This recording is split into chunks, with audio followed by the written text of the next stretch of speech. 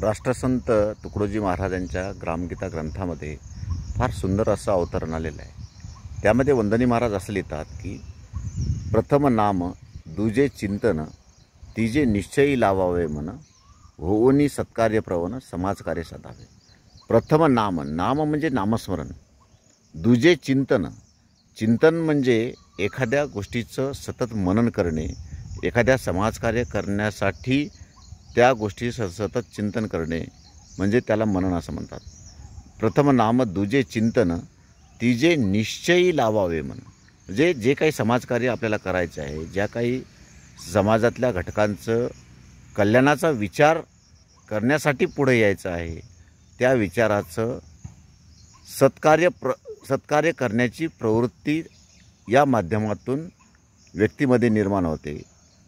होऊनी सत्कार्य प्रवण समाजकार्य साधावे, म्हणजे समाजकार्य कसं साधलं पाहिजे, तर या सगळ्या शृंखलेमधून समाजकार्य खूप चांगल्या पद्धतीने साधता येतं असं राष्ट्रसंत तुकडोजी महाराज म्हणतात।